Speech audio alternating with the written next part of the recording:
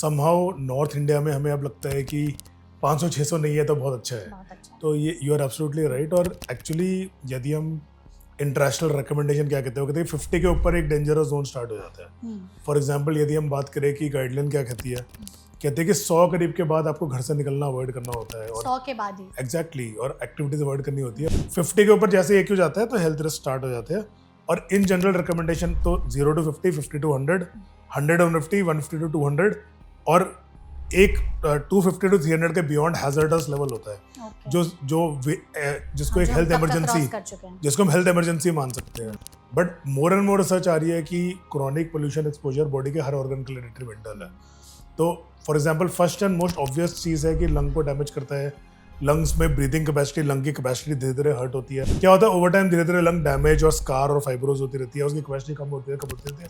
और air pollution एक highly well established risk factor for lung cancer है और हाईली प्रूवन फैक्टर है कि एयर पोल्यूशन की क्रॉनिक एक्सपोजर से लंग कैंसर होता है। तो PM 2.5 बहुत बड़ी प्रॉब्लम है। PM 2.5 के पार्टिकल बहुत बहुत स्मॉल है। कितने छोटे होते हैं? यदि हम अपने सपोज हमारे हेयर का थिकनेस देखें तो उससे भी 20 गुना छोटे हैं। एक हेयर के थिकनेस से 20 गुना छोटे हैं। अच्छा। वो बिल्कुल लंग के बॉटम तक, छोटे से छोटे फॉलिकल तक जा सकते हैं। एयर सैक होते हैं लंग में बॉटम टर्मिनल में, जो बहुत छोटे होते हैं। उसके अंदर जाके डायरेक्टली जो सेल है उस एरिया के, उनको डैमेज कर सकते हैं, उनके DNA को डैमेज कर सकते हैं और लंग कैंसर कॉज कर सकते हैं लॉन्ग टर्म में। तो इन जनरल 3 to 4 वीक्स से ज़्यादा खांसी हो तो हमें सोचना चाहिए कि कोई लंग की प्रॉब्लम हो सकती है। स्पूटम में ब्लड आना, जब पेशेंट खांसी करता है तो ब्लड आता है, तो वो एक इंपॉर्टेंट सिम्टम है। खांसी में खून आना। खांसी में खून आना, सांस फूलना, यदि पेशेंट की चेस्ट ब्रीदिंग फास्ट है, मतलब ट्यूमर ने लंग की कैपेसिटी को डिस्ट्रॉय कर दिया, इसकी वजह से पेशेंट ढंग से सांस नहीं ले पा रहा है, तो उससे हमारी वॉइस चेंज हो जाती है, हमारी ढंग से आवाज़ नहीं, तो होर्स वॉइस हो जाती है, भारी वॉइस हो जाती है, तो एक लंग कैंसर का इंपॉर्टेंट लक्षण है। तो स्टेज 1 में cure rate is 90 to 95%, stage 2 में cure rate is around 70 to 75%, stage 3 में cure rate is around 40 to 50% and stage 4 में क्योर रेट इज अराउंड 25%। तो आप देख सकते हैं कि जैसे स्टेज बढ़ रहा है बड़ी धड़ाम से क्योर रेट गिरता है।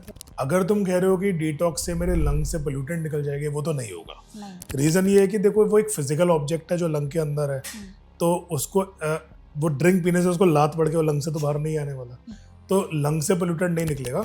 या गार्गल है या जो भी है, वो बस अपर एयरवे तक को कवर कर सकती है।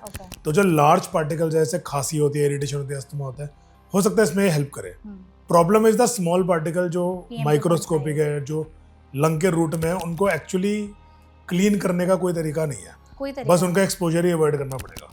वैसे क्रॉनिक पोल्यूशन एक्सपोजर वालों को भी हार्ट डिजीज का रिस्क ज़्यादा होता है, एंडोक्राइन डिसरप्शन हो सकता है, लोगों के हार्मोनल सिस्टम में डिफेक्ट हो सकता है, मूड चेंजेस या डिस्थाइमिया हो सकता है लोगों का, डिप्रेशन या एंग्जाइटी ऐसे सिम्टम आ सकते हैं। तो 20 पैकेट मतलब 20 cigarette per day for 20 years पीने से स्मोकिंग का लंग कैंसर का स्मोकिंग लंग कैंसर का रिस्क सिग्निफिकेंट हो जाता है। और यदि हम एयर पोल्यूशन से होने वाले लंग कैंसर के रिस्क को स्मोकिंग से कंपेयर रिस्क का 1/10 भी माने फॉर एग्जांपल, तो 200 पैक ईयर्स पे हो जाएगा। और यदि हम कह रहे हैं कि हम आदमी रोज 1 या 2 पैक ऑफ सिगरेट पी रहा है, ठीक है, तो दैट मीन्स कि यदि कोई बच्चा बचपन से शुरू करता है तो 50 साल की उम्र तक उसका वो थ्रेशोल्ड रीच हो जाएगा।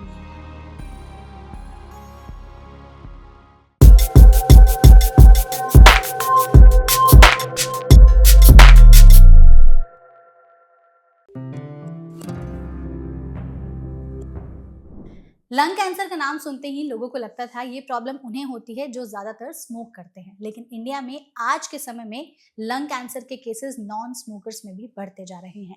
WHO की डेटा की माने तो जिस हिसाब से प्रदूषण का लेवल बढ़ रहा है, हम हर दिन 20 से 25 सिगरेट पीने के बराबर का जो धुआं है वो अपने फेफड़ों के अंदर ले रहे हैं, जिसकी वजह से हर दिन लंग कैंसर के रिस्क की तरफ हम बढ़ रहे हैं। इतना ही नहीं, ICMR की डेटा की माने तो इंडिया में लंग कैंसर के केसेस में बढ़ोतरी 3 से 5 गुना देखी जा रही है, स्पेशली उन मेट्रो सिटीज में जिसमें पोल्यूशन का लेवल AQI, PM 2.5, PM 10 जैसे पार्टिकुलेट मैटर्स जो है वो हर दिन हमारी बॉडी में जा रहे हैं। तो ऐसे में हम खुद को प्रदूषण से बचाने के लिए, लंग कैंसर से रिस्क कम करने के लिए क्या कर सकते हैं, इसलिए हमने इस सेशन को ऑर्गेनाइज किया है, जिसमें आज के स्वास्थ्य चर्चा में हम लंग कैंसर और पोल्यूशन का जो कनेक्शन है वो समझेंगे, इससे खुद को बचाने के लिए क्या कर सकते हैं उसके बारे में बहुत ही विस्तार से चर्चा करेंगे, जिसके लिए सेशन में हमारे साथ एक बहुत ही स्पेशल गेस्ट मौजूद हैं। हमारे साथ हैं डॉक्टर विनीत गोविंदा गुप्ता, जो कि एडिशनल डायरेक्टर हैं मेडिकल ऑन्कोलॉजिस्ट फोर्टिस हॉस्पिटल में। तो डॉक्टर, सबसे पहले तो सेशन में आपका बहुत बहुत स्वागत है। नमस्ते, thank you. Thank you so much doctor हमारे साथ इस सेशन में जुड़ने के लिए। एंड इस वक्त जो नीड ऑफ द आवर है वो ये है कि हम लंग कैंसर के बारे में बात करें, पोल्यूशन के बारे में बात करें, क्योंकि लोगों को पता है पोल्यूशन है, बट उससे हमारे फेफड़े कितने अफेक्ट हो रहे हैं, हमारी बॉडी कितनी अफेक्ट हो रही है, और आगे चल करके लंग कैंसर का रिस्क कितना ज़्यादा बढ़ रहा है वो समझना भी बेहद ज़रूरी है।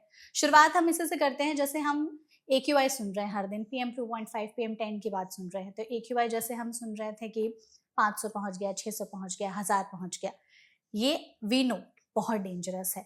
लेकिन जब हम नॉर्मल बात करते हैं, जैसे हम अभी बात भी कर रहे थे इंटरव्यू से पहले कि आज हमने AQI चेक किया तो वो 200 था, तो 200 में हम इतने खुश हो गए कि चलो 500 से 1000 से 200 आ गया, जबकि 200 AQI भी उतना ही डेंजरस है जितना 500 1000 है, मतलब जी। थोड़ा कम है बट डेंजरस तो है ही। बिल्कुल। तो जो हमने नॉर्मलाइज कर दिया है कि विंटर्स के टाइम पर पोल्यूशन 500 1000 क्रॉस कर रहा है, 150 200 में हम खुश हो जा रहे हैं, तो ये खुशी हमारे लिए आगे चल करके कैसे बर्बादी बन सकती है उसके बारे में बताइए। नहीं, ये बिल्कुल ठीक हो गया है कि समहाउ नॉर्थ इंडिया में हमें अब लगता है कि 500-600 नहीं है तो बहुत अच्छा है। बहुत अच्छा है। तो ये यू आर एब्सोल्युटली राइट। और एक्चुअली यदि हम इंटरनेशनल रिकमेंडेशन क्या कहते हैं, वो कहते हैं 50 के ऊपर एक डेंजरस जोन स्टार्ट हो जाता है। फॉर एग्जांपल यदि हम बात करें कि गाइडलाइन क्या कहती है, कहते हैं कि 100 करीब के बाद आपको घर से निकलना अवॉइड करना होता है, और 100 के बाद ही। एग्जैक्टली और एक्टिविटीज अवॉइड करनी होती है। और इनफैक्ट हम रूटीनली अपने आप को, अपने बच्चे को, अपनी फैमिली को 150 के 200 में घूमने भेज देते हैं, और हमें लगता है कि चलो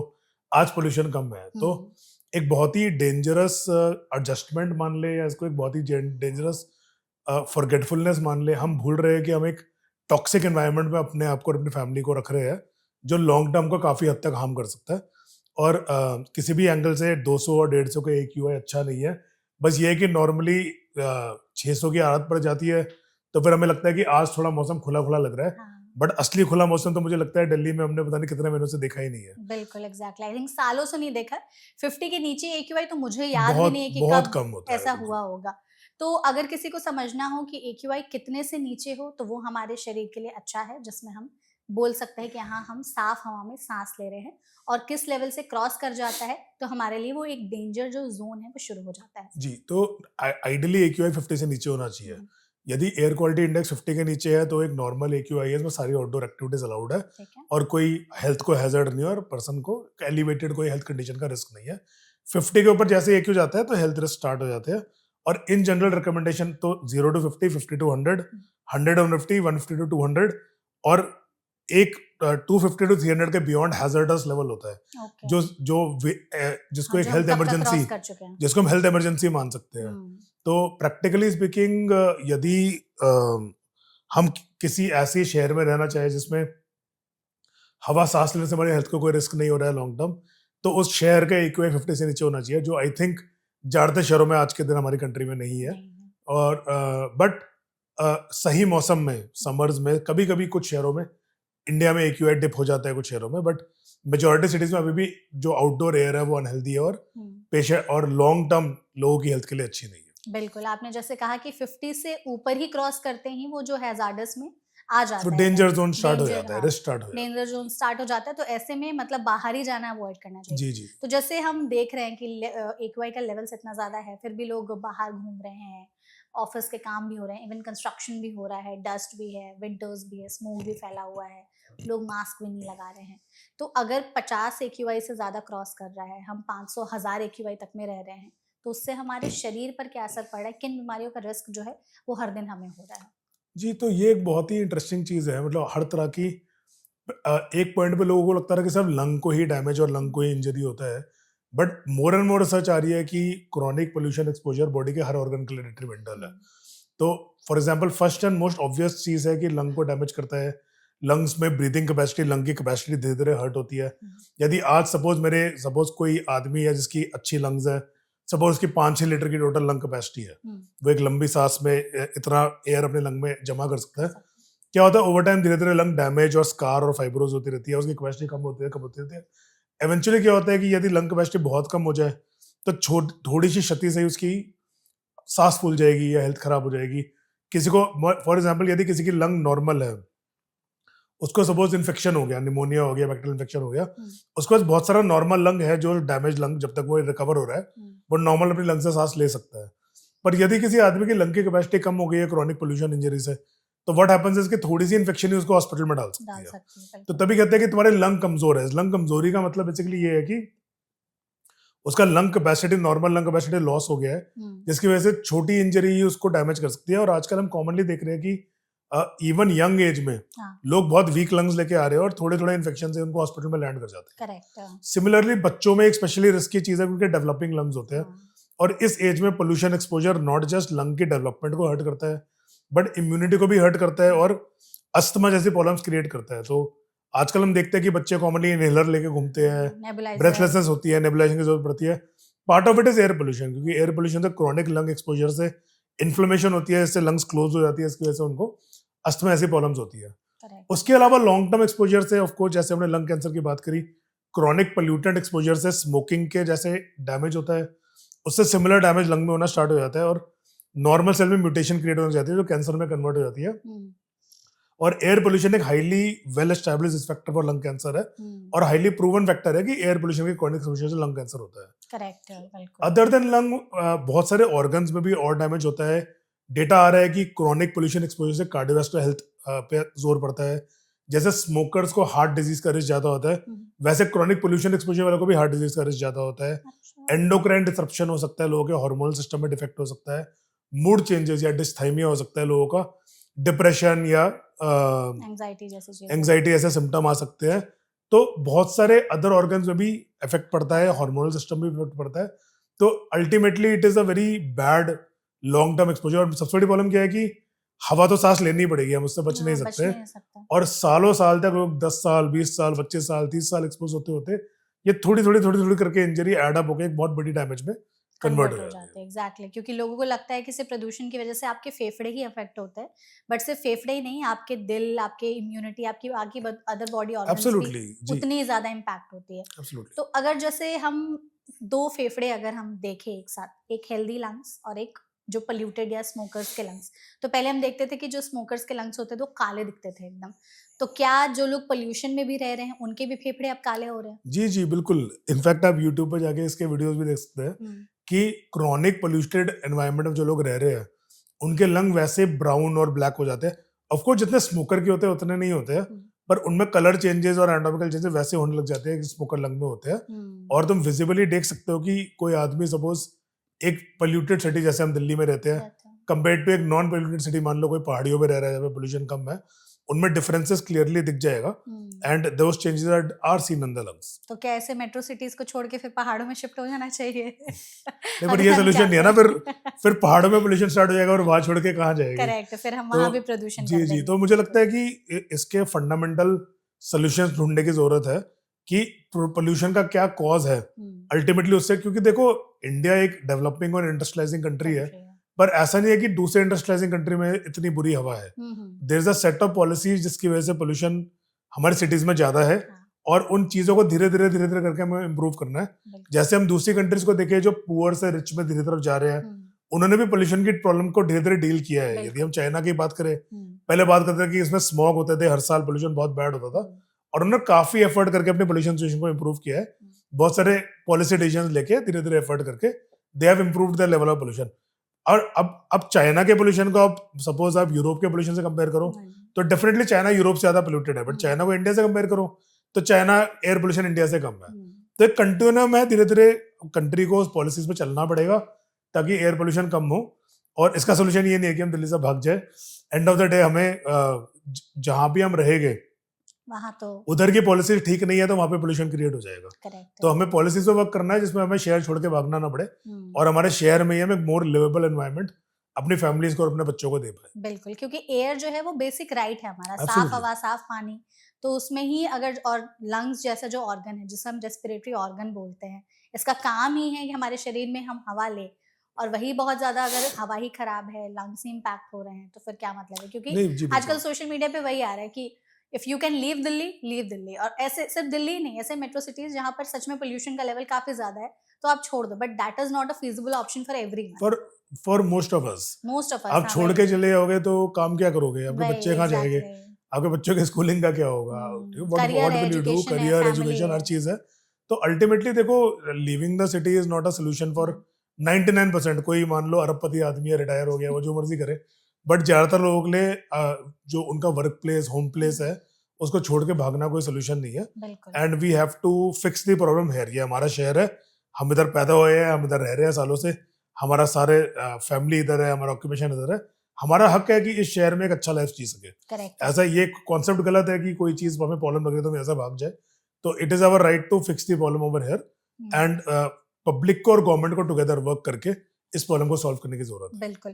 और सिर्फ जैसे पोल्यूशन की बात होती है तो लोगों को सिर्फ दिल्ली एनसीआर ही याद आता है, जबकि ऐसा नहीं है. बाकी भी मेट्रो सिटीज बिल्कुल, हैं एब्सोल्युटली. जहां पर भी पोल्यूशन का लेवल ज्यादा है, जिसके बारे में लोग बात नहीं करते, जी जी. क्योंकि दिल्ली राजधानी है तो लोग सिर्फ इसी के बारे में डिस्कस करते हैं. नहीं, एक्चुअली क्या नॉर्थ इंडिया में मैडम जो एटमॉस्फेरिक कंडीशन है, जो 3-4 लोकल प्रॉब्लम्स है जो दूसरे एरियाज में नहीं है, और जो जिस तरह के पोल्यूशन के सोर्सेज हैं और जिस तरह के एयर करंट्स है, उसमें एक एक्सेप्शनल चीज होती है जो लास्ट 15 सालों से या 20 सालों से देखी आ रही है कि इस टाइम पे बिल्कुल AQI 600, 800, 900 पे चले जाता है. तो इतना high AQI may be south India में नहीं देखा जाता.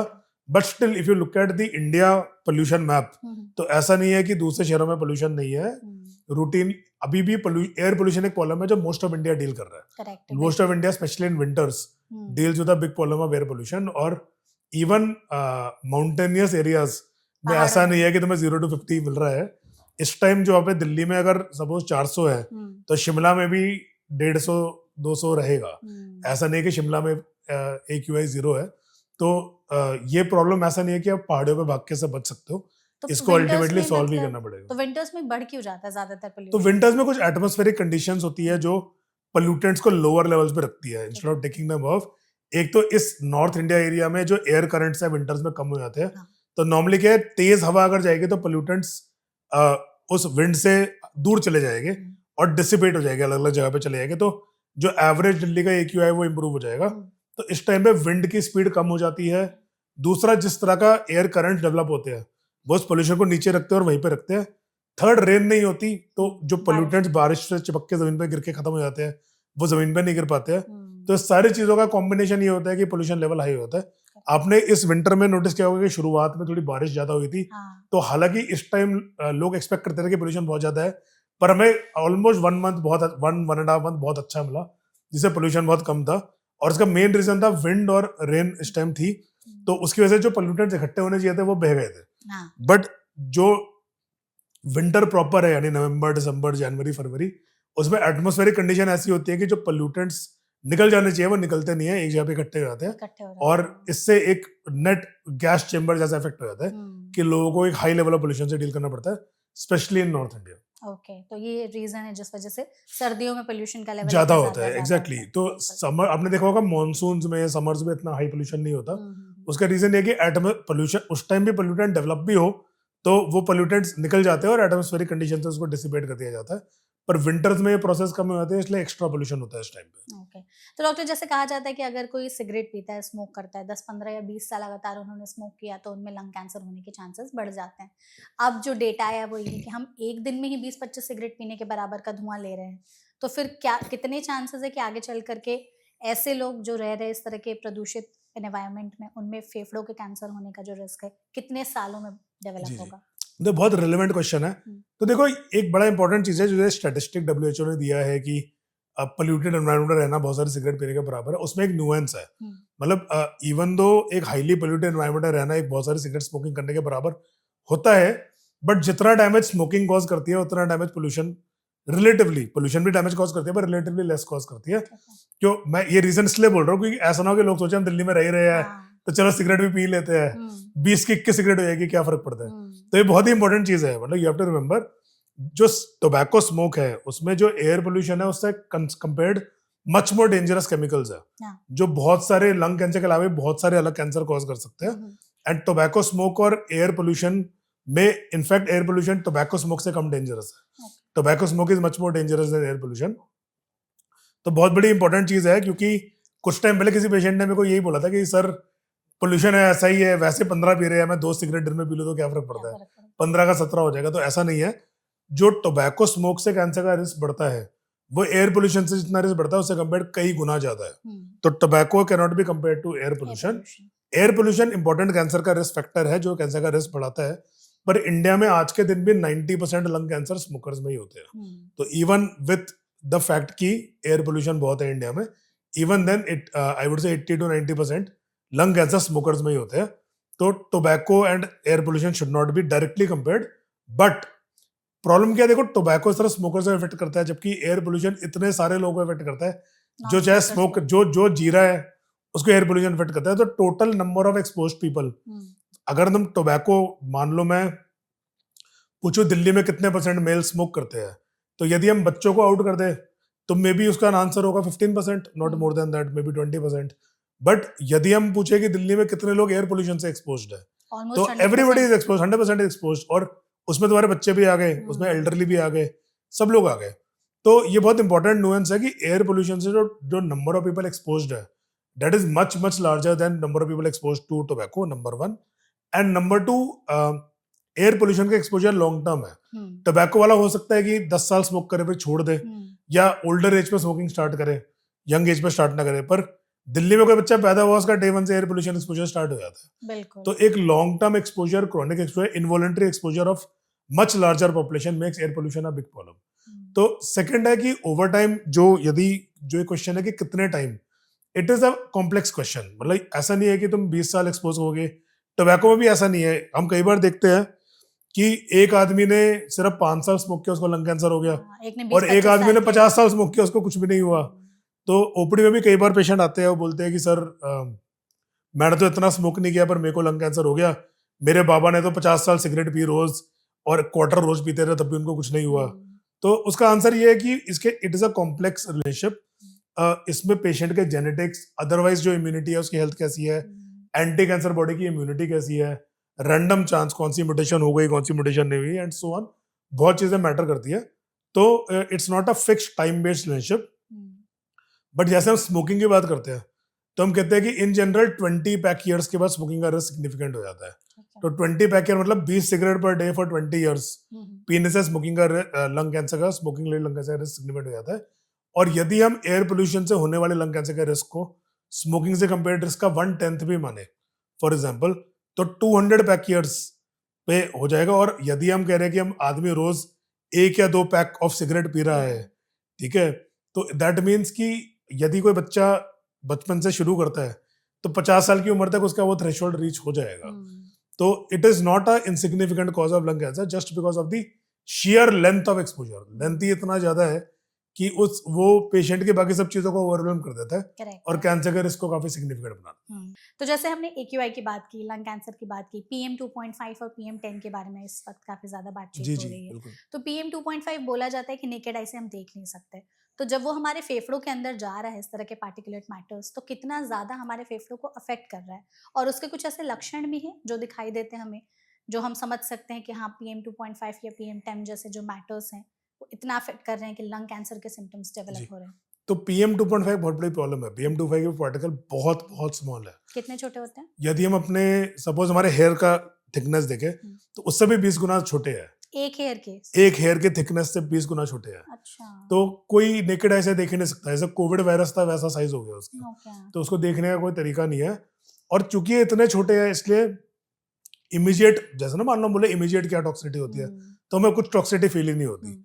वो बिल्कुल लंग के बॉटम तक, छोटे से छोटे फॉलिकल तक जा सकते हैं. एयर सैक होते हैं लंग में बॉटम टर्मिनल में, जो बहुत छोटे होते हैं. उसके अंदर जाके डायरेक्टली जो सेल है उस एरिया के, उनको डैमेज कर सकते हैं, उनके डीएनए को डैमेज कर सकते हैं और लंग कैंसर कॉज कर सकते हैं लॉन्ग टर्म में. तो अक्यूटली PM 2.5 एक्सपोजर से हमें ज्यादा चीजें सिम्टम नहीं फील होते. ओके, तो मतलब ये विद टाइम डेवलप होता है. एक इनविजिबल डेडली पॉइजन है जो धीरे धीरे हमारे लंग को डैमेज कर रहा है. ओके, तो अगर जैसे किसी को लक्षण समझने हो कि पोल्यूशन की वजह से किसी में लंग कैंसर डेवलप हो गया, तो उसके क्या संकेत बॉडी हमें दे रही होती है? तो लंग कैंसर के कुछ क्लासिकल सिम्टम है. देखो सबसे इम्पोर्टेंट चीज है कि अर्ली स्टेज लंग कैंसर का कोई सिम्टम ही नहीं होता. एसिम्प्टोमेटिक होता है. मान लो किसी की 1 सेंटीमीटर की बॉल है, उसको देखने का उसका कोई सिम्टम होएगा नहीं, पेशेंट को पता ही नहीं चलेगा. तो छोटे लंग कैंसर के कोई सिम्टम नहीं होता, इसलिए हम स्क्रीनिंग की बात करते हैं. छोटे लंग कैंसर मतलब 2 सेंटीमीटर से छोटे लंग कैंसर, मान लो एक गांठ है. अच्छा. तो यूजुअली उसके कोई सिम्टम नहीं होते. तो ये स्टेजेस में भी डिवाइड होते हैं? जी बिल्कुल. तो लंग कैंसर के 4 स्टेज होते हैं. स्टेज 1 होता है एक छोटा सा ट्यूमर जो लंग से बाहर कहीं नहीं निकला है. उसका कोई साइज भी होता है? अप टू 3 सेंटीमीटर का ट्यूमर जो लंग से बाहर नहीं गया है उसको हम स्टेज 1 बोलते हैं. उससे बड़े ट्यूमर, एक्चुअली स्टेजिंग काफी कॉम्प्लेक्स है, उससे बड़ा ट्यूमर जो लंग के पास के लिम्फ नोड तक चला गया उसको हम स्टेज 2 बोलते हैं. उससे बड़ा ट्यूमर जो लंग के पास की या दूसरी तरफ के लिम्फ नोड में चला गया है, छाती की दीवार को टच कर रहा है, हार्ट या वाइटल ऑर्गन्स को टच कर रहा है, नसों को कंप्रेस कर लेता है, आवाज चेंज कर देता है, यो तो थोड़ा और एडवांस ट्यूमर उसको हम स्टेज 3 में मानते हैं। और लंग और छाती के बाहर कहीं भी, चाहे ब्रेन में, बोन में, लिवर में, कहीं भी स्प्रेड हो गया तो उसको हम स्टेज 4 बोलते हैं। ओके, तो यूजुअली अनफॉर्चुनेटली स्टेज 1 का कोई सिम्टम नहीं होता। ठीक है। तो सिम्टम जब तक पेशेंट को आते हैं, कॉमनली डिजीज स्टेज 2 या 3 या इवन 4 तक पहुंच जाता है। तो क्या उस टाइम पे लक्षण आते हैं फिर? तो मोस्ट कॉमनली पेशेंट खांसी की कंप्लेंट करते हैं। तो इन जनरल 3 to 4 वीक से ज्यादा खांसी हो तो हमें सोचना चाहिए कि कोई लंग की प्रॉब्लम हो सकती है। स्पूटम में ब्लड आना, जब पेशेंट खांसी करता है तो ब्लड आता है, तो वो एक इंपॉर्टेंट सिम्टम है। खांसी में खून आना। खांसी में खून आना, सांस फूलना, यदि पेशेंट की चेस्ट ब्रीदिंग फास्ट है, मतलब ट्यूमर ने लंग की कैपेसिटी को डिस्ट्रॉय कर दिया, इसकी वजह से पेशेंट ढंग से सांस नहीं ले पा रहा है। तो कोई फिजिकल एक्टिविटी करते टाइम या बैठे एग्जैक्टली बैठे? तो देखो, बैठे बैठे जैसे हम बैठे हैं अभी, तो हमारे लंग्स को मेहनत नहीं करनी पड़ रही है। मान लो मैं चलना शुरू करूँ, भागना स्टार्ट करूँ, तो लंग को रिजर्व की जरूरत पड़ेगी। अब मान लो मेरा आधा लंग कैंसर खा गया तो वो रिजर्व है ही नहीं।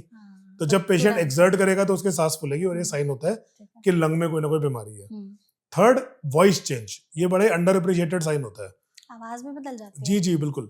तो जो हमारी वोकल कॉर्ड का नर्व कंट्रोल करती है, उसकी एक नर्व लंग की बगल में से निकल के ऊपर आती है। अच्छा। उसको रिकरेंट लेरिंजियल नर्व बोलते हैं। तो जब ट्यूमर ग्रो करता है उस नर्व को दबा देता है, तो उससे हमारी वॉइस चेंज हो जाती है, हमारे ढंग से आवाज नहीं, तो होर्स वॉइस हो जाती है, भारी वॉइस हो जाती है। तो एक लंग कैंसर का इंपॉर्टेंट लक्षण है। एंड चेस्ट पेन, तो लंग की गार्ड मान लो छाती को टच करती है, उसको पुश करती है, तो उससे छाती में दर्द होना स्टार्ट हो जाता है। तो ये क्लासिकल सिम्टम्स है लंग कैंसर के। ठीक है, तो ये जो है आपको स्टेज 2-3 में मोस्टली देखने को ये मिलेंगे। 3 ऑनवर्ड्स ही मेनली सिम्टम्स Three देखने को onwards. मिलते हैं। इस इवन स्टेज 2 में सिम्टम कैच करना बहुत डिफिकल्ट है। अच्छा। आप इनफैक्ट इंडिया में 80% मरीज स्टेज 4 में ही कैच होते हैं। सिर्फ 20% पेशेंट है जो अर्ली स्टेज में कैच होते हैं। क्योंकि आपने जैसे बताया कि लक्षण ही नहीं दिखाई देते हैं। एग्जैक्टली। तो कोई ऐसे टेस्ट है जो कराया जा सकता है पता लगाने के लिए कि लंग कैंसर तो नहीं हो रहा है? क्योंकि अब हम जान ही रहे हैं कि हाँ चलो पोल्यूशन से हम एक्सपोज हैं, तो हर साल एक चेकअप ही करा करके देख ले, ताकि अर्ली डायग्नोसिस होके, जैसा आपने कहा, स्टेज 1-2 में जी, पकड़ जी। करके इलाज कर सके। जी बिल्कुल, ये करेक्ट है। तो इसको स्क्रीनिंग बोलते हैं। तो स्क्रीनिंग का मतलब जिसको कोई सिम्टम नहीं है, मान लो जो नॉर्मल लाइफ जी रहा है, उसको हम कोई टेस्ट करा ले टाइम से कैंसर को कैच करने के लिए। तो स्क्रीनिंग में इसमें एक low dose CT scan concept होती है। ठीक है। तो एक सीटी स्कैनर होता है, उसमें आदमी लेट जाता है और अराउंड 10 सेकंड्स में उसके लंग का एक कट करके एक स्कैन निकल जाता है, और उसमें कोई भी छोटी मोटी गांठ है तो वो दिख जाती है 10 उसको सेकंड में? With in 10 seconds. तो कोई छोटी गांठ है, पर वेरी इंपॉर्टेंट, लो डोज सीटी सबके लिए नहीं है। एक तो सीटी स्कैनर में रेडिएशन एक्सपोजर होता है, और बहुत ज्यादा रेडिएशन एक्सपोजर खुद कैंसर का रिस्क बढ़ाता है। 10 सेकंड में भी उतना 10 एक्सपोजर सेकंड में कैंसर का रिस्क नहीं, बढ़ा लो देता डोज सीटी है, है? अच्छा, तो रेडिएशन कम होता है, पर कुछ होती है। ठीक है। नंबर 2, मान लो किसी को, मान लो लो डोज सीटी कराने पे कोई गांठ दिखती है, हाँ। तो उसमें 90% गांठें कैंसर नहीं होती। तो अच्छा। प्रॉब्लम क्या है, कोई गांठ दिख गई तो उसमें सुई डाल के चेक करना पड़ेगा और टेस्ट करने पड़ेंगे। तो मान लो किसी का रिस्क कम है, सपोज कोई 25 साल का लड़का है, वो कहता है सर मेरे को बहुत पोल्यूशन में जी रहा हूं, मैं मेरा लो डोज सीटी करा लो, तो हम उसका नहीं कराएंगे, क्योंकि एक तो उसको एक्सपोजर होगा रेडिएशन से, दूसरा कोई उसकी गांठ दिख भी गई तो 99% वो हमें पता है कि वो कैंसरस नहीं है, और उसको फिर नीडल खानी पड़ेगी, बायोप्सी करनी पड़ेगी, परेशान होएगा। तो लो डोज सीटी में बड़ा इंपॉर्टेंट है कि पेशेंट ध्यान से चूज करे जिसमें कैंसर का रिस्क हाई है और उन्हीं का हो। किस में हो सकता है फिर कैंसर का रिस्क है? तो लो डोज सीटी का जो करंट रिकमेंडेशन है कि जो लोग जिन कम से कम 20 पैक ईयर्स की स्मोकिंग कर चुके हैं, और जिनकी एज 50 और 80 के बीच में है, और जिन्होंने लास्ट 15 ईयर्स के अंदर स्मोकिंग चल रही है उनकी, आज के दिन उन्हीं को लो डोज सीटी रिकमेंडेड है। और इन्हीं पेशेंट में देखा गया है कि लो डोज सीटी से जो सीटी का नुकसान है उससे कंपेयर सीटी का फायदा ज्यादा है। अच्छा। तो प्रॉब्लम क्या है कि ये टेस्ट, इन टेस्ट की एक्यूरेसी की भी लिमिटेशंस है, और रेडिएशन एक्सपोजर भी पेशेंट को झेलना पड़ता है। तो अगले जनरेशन के टेस्ट अभी रिसर्च फेज में है। ये एक्सपेक्टेड है कि मे बी 2 और 3 इयर्स में एक ब्लड टेस्ट से हम पता कर पाएंगे कि किसी की बॉडी में कैंसर पनपने को शुरू हुआ है नहीं हुआ है। तो वो एक रिसर्च एरिया है, बट मेरा फीलिंग है 2-3 इयर्स में ये टेक्नोलॉजी मैच्योर हो जाएगी और लोग ब्लड टेस्ट से ही अपने कैंसर को अर्ली डिटेक्ट कर पाएंगे। तो जैसे आपने बताया कि ये जो स्क्रीनिंग है वो कराई जा सकती है, लेकिन इसमें भी रिस्ट्रिक्शंस है कि किन्हें करानी चाहिए, किन्हें नहीं करानी चाहिए। तो अगर जैसे किसी ने अपना सिटी स्कैन करा लिया, उनको पता चल गया कि गांठ दिख रही है और वो कैंसरस ही है, तो उसके बाद फिर अगर पता है कि ये लंग कैंसर ही है, तो उसके बाद फिर ट्रीटमेंट ऑप्शंस क्या होते हैं? अच्छा, तो लंग कैंसर में बहुत सारे ट्रीटमेंट ऑप्शंस है। इनफैक्ट लास्ट 10 इयर्स में लंग कैंसर के treatment options have increased enormously. मतलब 10 साल पहले हम कैसे इलाज करते थे और आज कैसे इलाज करते हैं, कंप्लीटली डिफरेंट है। बट यूजुअली यदि हम लकी है और किसी की गांठ हमने स्टेज 1 या स्टेज 2 में कैच कर लिया, यूजुअली सर्जरी, कीमोथेरेपी और इम्यूनोथेरेपी, का कॉम्बिनेशन यूज करते हैं। ठीक है। यदि पेशेंट की फिटनेस अच्छी नहीं है, उसकी सर्जरी नहीं हो सकती, तो रेडियोथेरेपी से भी उस गार्ड को खत्म किया जा सकता है। ओके। तो रेडियोथेरेपी में अच्छी चीज क्या है कि कोई काटा पीटी नहीं होती, बाहर से मशीन से एनर्जी आती है और ट्यूमर को खत्म कर देती है। तो मल्टीपल अच्छे ऑप्शन है ट्यूमर को खत्म करते हैं, और स्टेज 1 में ऑलमोस्ट 90 to 95% क्योर रेट हम पेशेंट को दे सकते हैं। ओके। तो इसलिए अर्ली कैच करने का बहुत एडवांटेज है, क्योंकि उसमें क्योर रेट भी बहुत अच्छा होता है।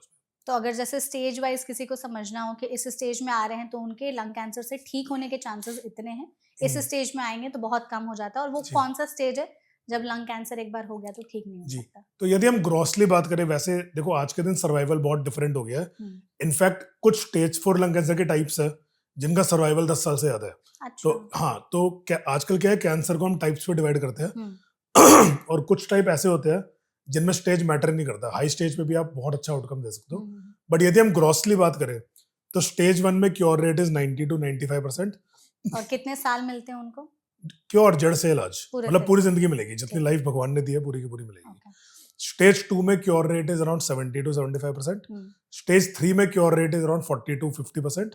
एंड स्टेज 4 में cure rate is around 25%। Okay. तो आप देख सकते हैं कि जैसे स्टेज बढ़ रहा है, बड़ी धड़ाम से क्योर रेट गिरता है। गिरते जा रहा है। तो इसीलिए जल्दी कैच करने का फायदा है। आप जितनी जल्दी कैच करोगे उतना अच्छा क्योर रेट आप पेशेंट को दे सकते हैं। तो स्टेज वाइज अगर ये भी समझना हो कि कितने साल बचे हैं अगर फेफड़ों का कैंसर हो गया तो?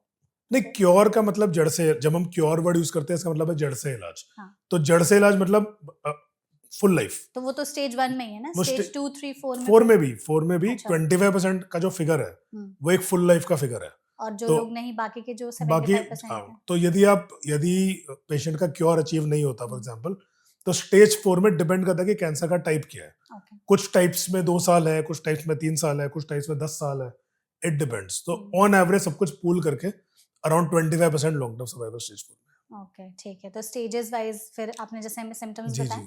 ट्रीटमेंट ऑप्शंस भी अलग अलग है, और क्योर रेट कितना है उसके बारे में एग्जैक्टली भी हम वो बता डिपेंड दें। करता है कि ट्यूमर का प्रकार क्या है। हम्म, तो जो एंटिटी को हम लंग कैंसर बोलते थे, वो एंटिटी आजकल रिकग्निशन है कि अलग अलग तरह के है। कोई नॉन स्मोकर फीमेल है उसमें अलग तरह का होगा, हाँ। कोई हैवी स्मोकर एल्डरली आदमी है उसमें अलग होगा, कोई 35 साल का बच्चा है उसमें अलग तरह का होगा, और सबकी अलग अलग दवाइयाँ हैं। तो आज के दिन डिफरेंट कैंसर का आउटकम बहुत डिफरेंट है, ट्रीटमेंट ऑप्शन बहुत डिफरेंट है, और हर स्टेज पे अच्छा आउटकम पाया जा सकता है depending on the cancer type. Okay, ठीक है। अच्छा डॉक्टर, जैसे हम एयर पोल्यूशन की जब बात करते हैं तो मोस्टली आउटडोर पोल्यूशन की बात करते हैं, इंडोर पोल्यूशन की बात कोई नहीं करता। सबको लगता है कि बाहरी प्रदूषण है, घर के अंदर या गाड़ी के अंदर अगर हम बैठ गए, खिड़की दरवाजे बंद कर लिए तो पोल्यूशन नहीं है, लेकिन वहाँ भी प्रदूषण होता है। उसके बारे में बताइए कि जो आउटडोर पोल्यूशन है उसके कंपैरिजन में इंडोर पोल्यूशन भी कितना ज्यादा डेंजरस है? जी, तो इंडोर पोल्यूशन में बड़ा इंपॉर्टेंट है कि किस तरह का इंडोर पोल्यूशन हो रहा है। तो देखो, अगर आपकी खिड़कियां दरवाजे खुले हैं तो outdoor is equal to indoor pollution है जी। यदि हम पर इंडोर पोल्यूशन में कुछ स्पेशल तरह के पोल्यूशन है जो आपकी हेल्थ को काफी ज्यादा भी इफेक्ट कर सकते हैं, जैसे? क्योंकि ज्यादा टाइम इंडोर स्पेंड किया जाता है। तो फॉर एग्जाम्पल एक रेडॉन गैस की कॉन्सेप्ट होती है। तो रेडॉन गैस क्या होती है, एक जो हमारा पत्थर होता है उसमें रेडियो एक्टिव एटम्स होते हैं जो अपने आप सालों साल ओवर डेकेड्स डिग्रेड होते हैं। तो वह हवा में रेडियो एक्टिव गैस छोड़ते हैं जो नॉर्मल हवा से भारी होती है और बेसमेंट्स के अंदर जमा हो जाती है। अच्छा। तो ये एक रेडियो एक्टिव गैस होती है, इसको रेडॉन गैस बोलते हैं। तो खासकर जो लोग बेसमेंट्स में रहते हैं या ग्राउंड फ्लोर एरिया में रहते हैं, उनके घरों में कई बार रेडॉन की कॉन्सेंट्रेशन हाई होती है, और ये कलरलेस ऑर्डरलेस गैस है जिसको पता करने का कोई तरीका नहीं है। इसका डायरेक्टर होता है, रेडॉन गैस डायरेक्टर होता है, जो यूज किया जाता है दूसरी कंट्रीज में, हमारी कंट्री में इतनी कॉमनली यूज नहीं करते। बट ये रेडियो एक्टिव गैस है जो अंदर जाके लंग कैंसर कॉज करती है। अच्छा। तो इनफैक्ट यदि हम वेस्टर्न कंट्रीज की बात करें तो स्मोकिंग के बाद second most common cause of cancer actually radon gas exposure है, जो कि हमारी कंट्रीज में पोल्यूशन है। तो this is one good example of indoor, क्योंकि देखो आदमी लॉन्ग टर्म बेसमेंट जगह में रह रहा है, रेडॉन से एक्सपोज हो रहा है, उसको पता भी नहीं चलेगा कि मेरे को एक पोल्यूटेंट, एक कार्सिनोजन लॉन्ग टर्म एक्सपोज हो रहा है। हाँ। बस उसको सीधा कई साल बाद कैंसर हो जाएगा और वो सोचेगा पता नहीं क्यों हुआ, हो गया? मैंने तो कभी स्मोक नहीं किया, मैं तो पोल्यूशन भी अवॉइड करता था, हमारे घर में एयर प्यूरिफायर रेडॉन गैस से नहीं बचा सकता। अच्छा। यस। तो रेडॉन गैस से बचने का ये तरीका है, पहले उसको चेक किया जाता है कि रेडॉन गैस है या नहीं है, और अगर है तो उसको वेंटिलेशन से रिमूव करना होता है, और कोई तरीका नहीं है रेडॉन गैस को। वेंटिलेशन करेंगे तो बाहर का आउटडोर पोल्यूशन। एग्जैक्टली। तो यही प्रॉब्लम है। एक और एग्जांपल लेता हूँ, इधर कुआं इधर खाई। बिल्कुल।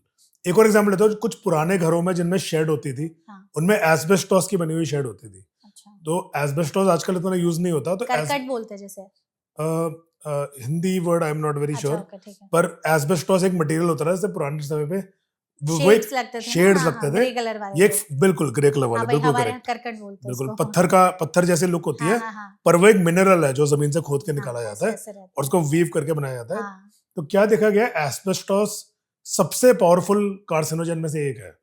एस्बेस्टोस क्या फाइबरस होता है, उसके जो फाइबर होते हैं वो से झड़ के फेफड़े में चले जाते हैं और लॉन्ग लॉन्ग टर्म वो फेफड़े के कैंसर में कन्वर्ट कर ओह देते माय हैं। गॉड, तो ओके। इनफैक्ट एस्बेस्टोस बहुत सारी कंट्रीज में कम्प्लीटली बैंड है बट और यहाँ इंडिया पे में भी आजकल एस्बेस्टोस ज्यादातर यूज नहीं होता, बट कई पुराने घरों में हम्म, बिल्डिंग मटेरियल एस्बेस्टोस का बना हुआ है। और यदि आदमी उस तरह की शेड के नीचे रह रहा है हम्म, तो हो सकता है उसको क्रॉनिक एक्सपोजर हो रहा हो जो धीरे धीरे उसके लंग्स को डैमेज कर रहा हो। हम्म, तो ये एक और एग्जांपल, एक silent source of hmm. Cancer जो हमें पता नहीं चलता कि क्यों हमें धीरे धीरे कैंसर हिडन में रिस्क कॉज ऑफ कर रहा लंग है। Cancer, okay. बिल्कुल, और जैसे इंडोर पोल्यूशन में जो डस्ट है या लोग झाड़ू लगाते हैं ये भी है। या फिर तो एक और एग्जांपल लेता हूँ, जैसे सेकेंडरी स्मोकिंग हो गई। हाँ, तो कई बार क्या होता है कि हमने देखते हैं कि लेडीज आती है लंग कैंसर की प्रॉब्लम लेके और कहते हैं कि सर हमने तो कभी स्मोक नहीं किया, कुछ नहीं किया, तो हमें पोल्यूशन कैसे हो गया, तो हम सोचते हैं शायद पोल्यूशन की वजह से हो गया हो। फिर पूछते हैं आपके घर में और कौन स्मोक करता है, नहीं नहीं मेरे हस्बैंड तो दिन में 1 पैक पीते हैं। तो कई बार देखो, जो आदमी तुम्हारे बगल में स्मोकिंग कर रहा है उसका जो धुआं हवा में जा रहा है पैसिव वो स्मोकिंग। तुम्हारे लंग में, बिल्कुल इसको पैसिव स्मोकिंग बोलते हैं, वो आपके बच्चों के लंग में, आपके लंग में जा रहा है और ये कैंसर डेफिनेटली कॉज कर सकता है। अच्छा, इससे हो सकता है। जी जी एब्सोल्युटली।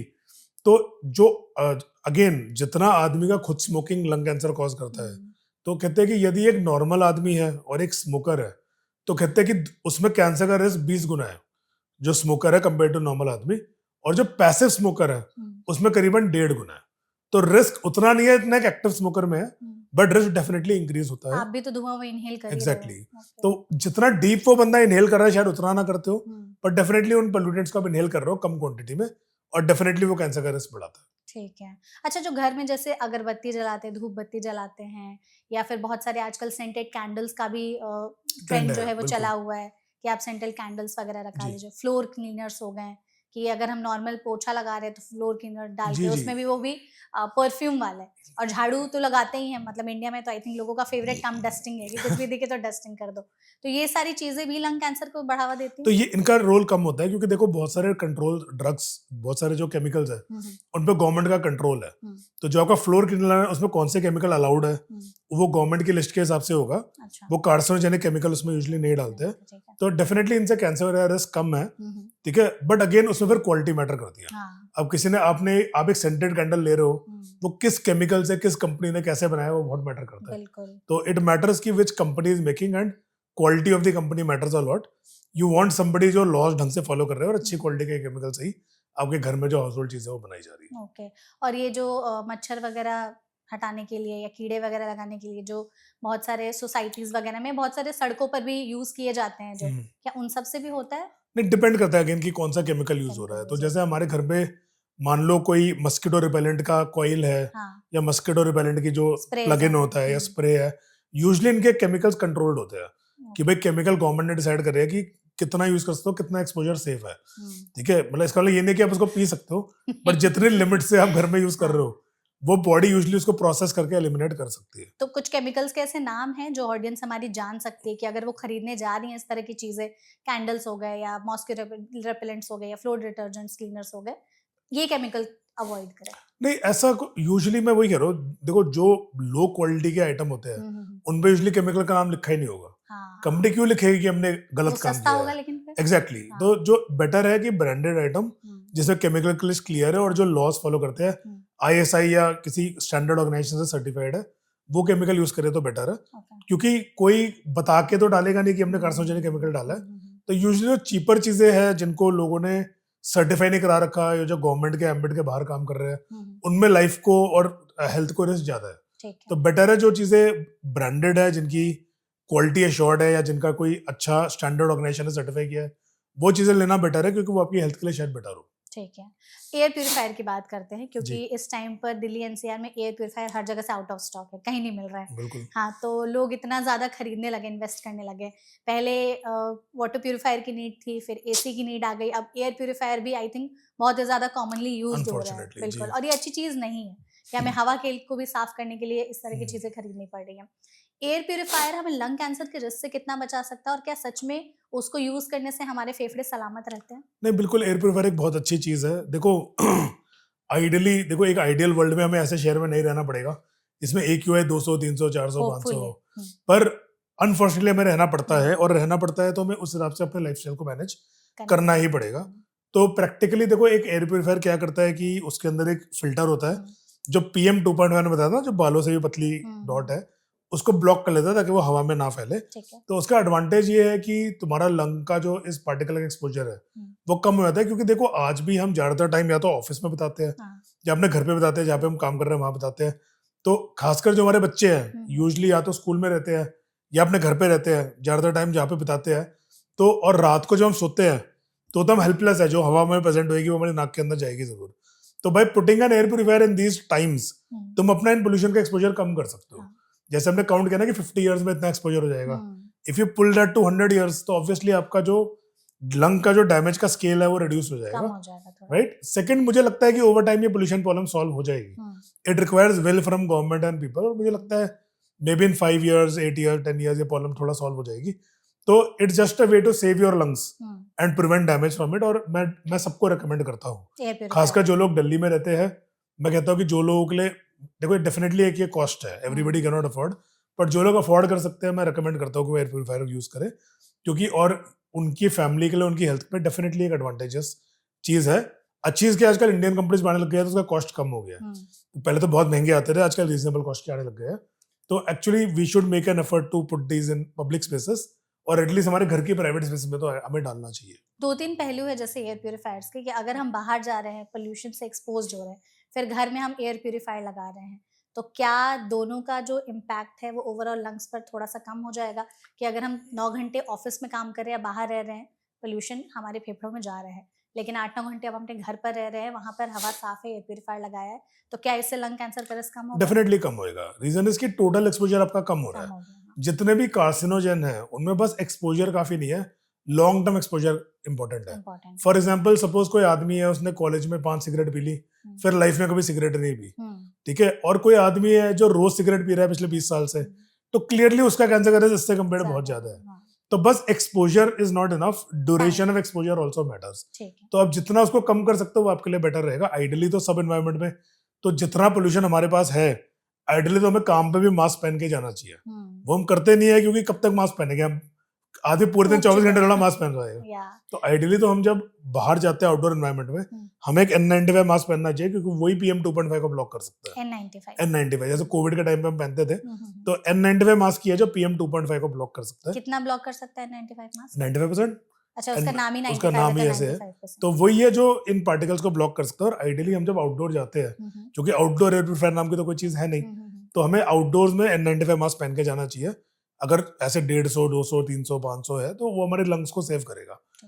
बट एटलीस्ट जो हमारे प्राइवेट स्पेसेस है उसमें इन मशीनों को यूज करके हम एक बेटर हेल्थ केयर मेंटेन कर सकते हैं।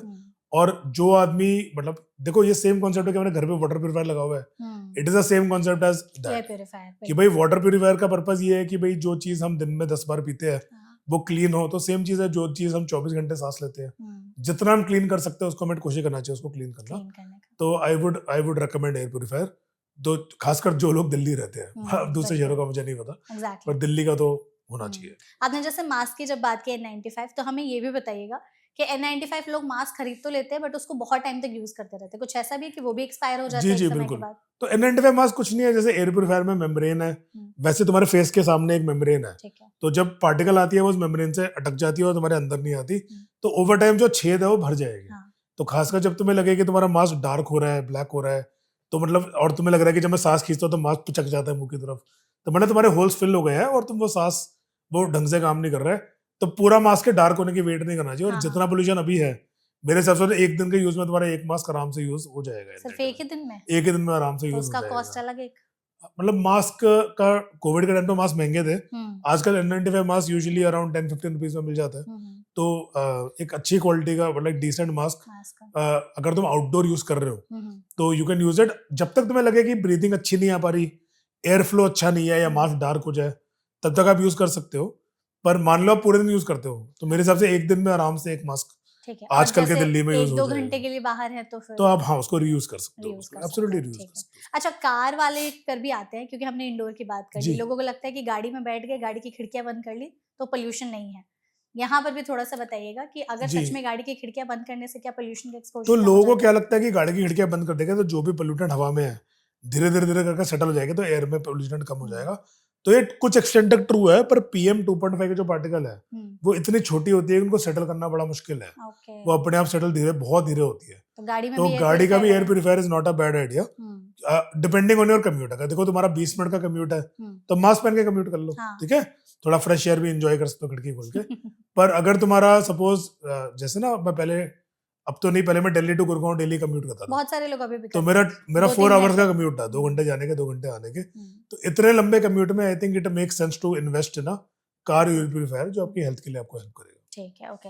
अच्छा डॉक्टर, जैसे आपने जब बच्चों की बात की तो एक उसमें ना बहुत ज़्यादा आजकल बातचीत हो रही है कि जो औरतें प्रेग्नेंट हैं तो क्या उनके गर्भ में पल रहे बच्चों को भी लंग कैंसर होगा अगर वो इतने पोल्यूटेड एनवायरनमेंट में रह रहे हैं तो? ओके, देखो, बच्चे जो गर्भ में होते हैं वो हवा की सांस लेते नहीं है, उनको हम्म, ऑक्सीजन अपनी मदर से मिलता है। हम्म, तो डेफिनेटली उनका रिस्क ऐसे नहीं होगा कंपेयर टू, मान लो हम एक बेबी जो बाहर है और सांस ले रहा है और एक बेबी जो गर्भ के अंदर है, उनमें कंपेयर्ड उसमें रिस्क एयर पोल्यूशन से इतना नहीं होगा। बट एयर पोल्यूशन से होने वाले जो चेंजेस मदर में है, जैसे मैंने बताया ना, कार्डियोवास्कुलर चेंजेस होते हैं, हार्मोनल चेंजेस होते हैं, उससे मदर को हो सकता है ब्लड प्रेशर की प्रॉब्लम हो जाए, प्लेसेंटल कनेक्शन में डिसरप्शंस हो, हार्मोनल डिसरप्शंस हो, जो कि बच्चे का आउटकम को इफेक्ट कर सकता है। तो प्रेग्नेंट लेडीज को भी अपना पोल्यूशन एक्सपोजर मिनिमाइज करना चाहिए। नॉट कि मेरे बच्चे को लंग कैंसर हो जाएगा, बट मेरा प्रेगनेंसी आउटकम शायद वर्सन हो इन चीजों के एक्सपोजर से।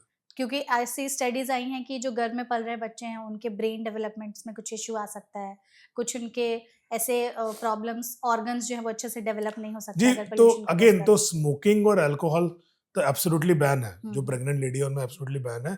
इनका जो इफेक्ट है वो मोर सटल है, क्योंकि इनका इफेक्ट आता है लॉन्ग टर्म एक्सपोजर से, और प्रेगनेंसी इतना लंबा एक्सपोजर नहीं है। प्रॉब्लम क्या है, once the baby is born वो उसी एनवायरनमेंट में पैदा होता है और उसको फिर वही स्टार्ट हो जाता है एक्सपोजर। वही। तो इन चीजों को डिस्टिंग्विश करना डिफिकल्ट है कि प्रेगनेंसी के दौरान एक्सपोजर और प्रेगनेंसी के बाद एक्सपोजर का कितना कंट्रीब्यूशन है। ठीक है, बट डेफिनेटली एक अनहेल्दी चीज हम जितना अवॉइड कर सकते हैं उतना हमारे लिए बेटर है। करेक्ट है। तो जैसे हमने इतने सारे एस्पेक्ट्स पर बात कर ली, इसमें हम थोड़े से डाइट पर भी चीज़ें बात जी। कर लेते हैं कि बहुत सारे लोग सोशल मीडिया पर लंग को डिटॉक्स करने के लिए ड्रिंक्स और डाइट्स बताते हैं कि आपके फेफड़े जो है प्रदूषण से पूरी तरह से साफ हो जाएंगे, आप ये ड्रिंक बना के पी लीजिए, ये आप डाइट फॉलो कर लीजिए।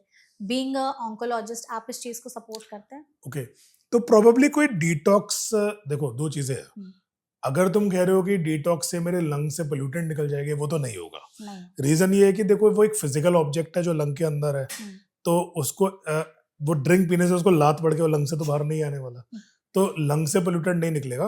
बट हो सकता है कुछ तरह की डाइट्स और कुछ तरह की लाइफस्टाइल्स है जो उससे होने वाले टॉक्सिसिटी को मिटिगेट कर सके। क्या है वो? तो फॉर एग्जाम्पल यदि तो वेरी इंपॉर्टेंट, देखो जो भी पोल्यूटेंट्स लंग में है उनको क्लियर करना इम्यून सिस्टम का काम है। हाँ। तो यदि हम एक अच्छा लाइफस्टाइल मेंटेन करें जो हमारी इम्यूनिटी को मेंटेन करेगा, तो डेफिनेटली वो कैंसर के रिस्क को कम करेगा और जो उसके डैमेज है उसको रिड्यूस करने में हेल्प करेगा। तो कुछ ऐसी चीजें हम खा पी जी सकते जी हैं? बिल्कुल। तो एक healthy natural diet is the main thing. तो हेल्दी नेचुरल डाइट मतलब प्रोसेस्ड फूड हम कम से कम खाएं, जो चीजें फैक्ट्री में बनती है जो केमिकल से लोडेड है उन चीजों को हम मिनिमाइज करें। हेल्दी नेचुरल फूड जिनमें नेचर से डिस्टेंस कम हो, मतलब प्रोसेसिंग की मात्रा कम हो, वो चीजें खाए। हाई प्रोटीन डाइट और कैलोरी इनटेक मॉडरेशन में, मतलब ना ओवर बॉडी का वेट मेंटेन रख के थोड़ा सा exercise at least 30 minutes per day of aerobic और anaerobic exercise and good intake of fruit and vegetables. कुछ स्पेसिफिक फ्रूट वेजिटेबल्स हैं? अब मोस्ट फ्रूट एंड वेजिटेबल्स में डेटा दिखाता है कि वो कैंसर के रिस्क को कम करते हैं। Majority of fruit and vegetables खाते हैं, बट वेरी इंपॉर्टेंट इसमें भी एक कैवियट है कि जो फ्रूट एंड वेजिटेबल है उसमें भी उनको अच्छी तरह वॉश करके छिलका उतार के, ताकि पेस्टिसाइड एक्सपोजर ना हो और केमिकल एक्सपोजर ना हो। But increase fruit and vegetable exposure does reduce the risk of cancer including lung cancer. सारे कैंसर का रिस्क कम करता है, बट लंग कैंसर का रिस्क भी कम करता है। ये वो लंग को डिटॉक्स करके नहीं करता, ये उसके जो इल इफेक्ट है उसको नेगेट करके करता है। मतलब आपकी इम्यूनिटी ओवरऑल बढ़ाती है, तो आपकी जो बॉडी कैंसर से बेटर लड़ सकती है, वो बढ़ाती है। ऐसा कोई लंग डिटॉक्स डाइट या लंग ड्रिंक्स डिटॉक्स नहीं होता उससे। अच्छा, ओके, ठीक है। एक और चीज, जैसे जो लोग होते हैं जिनका प्रोफेशन ही वैसा है, जो लोग कंस्ट्रक्शन में हैं या फिर बहुत ज्यादा वैसे एरियाज में काम करते हैं जहाँ पर धूल मिट्टी इस तरह का चीज ज्यादा है, या बाहर काम करते हैं, तो उनमें क्या लंग कैंसर का रिस्क ज्यादा है इन कंपैरिजन टू जो लोग कॉर्पोरेट जॉब्स में हैं या ऑफिस के अंदर बैठ करके काम कर रहे हैं? देखो मैडम, कुछ ऑक्यूपेशन ऐसे हैं जो लंग डिजीज का रिस्क बहुत हाई रखते हैं। जैसे जैसे माइनिंग, माइनिंग, जो लोग माइनिंग करते हैं उनमें कोल डस्ट लंग में जा सकता है, डस्ट सिलिका डस्ट लंग में जा सकता है, तो केमिकल लंग में जा सकता है, एस्बेस्टोस माइनिंग करते हैं एस्बेस्टोस लंग में जा सकता है। तो इन सब ऑक्यूपेशन में लंग का रिस्क हाई होता है। इनफैक्ट ऑक्यूपेशनल केयर गाइडलाइन है जो इनको फॉलो करनी चाहिए, और जो कंपनी इनको हायर कर रहे हैं they have to follow this guidelines कि भाई पेशेंट को रेस्पिरेटर देना चाहिए, मास्क देना चाहिए जब वो काम कर रहा हो, उसके लंग में ना जाए, उसका पीरियोडिक हेल्थ चेकअप होना चाहिए, साल में एक बार उसका सीटी या एक्सरे होना चाहिए देखने के लिए क्या हो रहा है, और पीएफटी होना चाहिए कि लंग सलामत है। तो ये पूरा एक प्रोटोकॉल है। तो जो बड़ी इंडस्ट्रियल कंपनीज है जो माइनिंग वगैरह का काम कराते हैं, यूजुअली उनको ये रूल्स फॉलो करने पड़ते हैं, और पेशेंट और उन माइनर्स की हेल्थ का ध्यान रखना होता है। अनफॉर्चुनेटली यही problem construction activity, road making, house breaking, इन सब में भी होती है, और अनफॉर्चुनेटली इनकी हेल्थ का कोई ध्यान नहीं देता है। तो डेफिनेटली इनका कैंसर का रिस्क और लंग डैमेज का रिस्क हाई होता है, और इसको ये लोग प्रिवेंट कर सकते हैं गुड मास्किंग से और गुड हाइजीन प्रैक्टिसेस यूज करके। तो ये एक अनमेट नीड है, और मैंने अभी रिसेंटली गवर्नमेंट नए लेबर लॉज लाई है। आई थिंक गवर्नमेंट को लेबर लॉज और स्ट्रिक्ट करने की जरूरत है ताकि इन लोगों की हेल्थ डैमेज ना हो। करेक्ट है, ठीक है। अच्छा डॉक्टर, जैसे आज के समय में लोग बोल रहे हैं कि अगर पोल्यूशन इतना ज़्यादा बढ़ गया है तो आप घर आकर के कुछ ऐसे घरेलू नुस्खे फॉलो करिए। 2-3 चीज़ें इसमें बोली जा रही है कि आप स्टीम ले लीजिए, आप गार्गल कर लीजिए, या जल नीति जो है आप उसको कर लीजिए, तो उससे आपके फेफड़े जो है वो बहुत हद तक पोल्यूशन का जो गंदगी गई है वो साफ हो जाएंगे। ये सच्चाई है? ओके, तो देखो ज्यादातर जो स्टीम है या गार्गल है या जो भी है वो बस अपर एयरवे तक को कवर कर सकती है। तो जो लार्ज पार्टिकल जैसे खांसी होती है, इरिटेशन होती है, अस्थमा होता है, हो सकता है इसमें हेल्प करे। Problem is the small particle जो माइक्रोस्कोपिक है, जो लंग के रूट में है, उनको एक्चुअली क्लीन करने का कोई तरीका नहीं है, बस उनका एक्सपोजर ही अवॉइड करना पड़ेगा। ठीक है, बट अगेन जो आपने बोला क्या प्राणायाम या योगा इनकी बात की, इनका एडिशनल एडवांटेजेस है क्योंकि ये बॉडी की इम्यूनिटी बढ़ाते हैं और प्रतिरोधक क्षमता बढ़ाते हैं, तो ये डेफिनेटली हेल्प करते हैं, not by cleaning the lung but same by improving immunity, ताकि ये लोग हमारी बॉडी को कम डैमेज करें।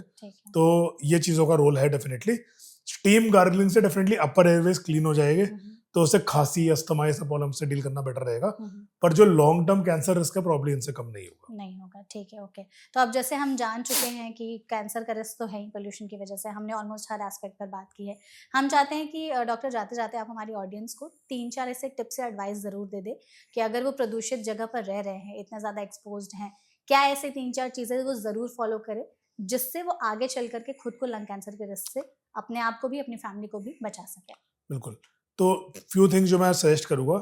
सबसे पहले कि जो तुम्हारे AQI है आसपास है उसको भूलो मत, उसको माइंड में रखो, चाहे फोन पे ऐप इंस्टॉल कर लो या नेट पे चेक कर लो, पता रखो कि आज कितना AQI है। डोंट थिंक ऑफ इट कि it is just a number.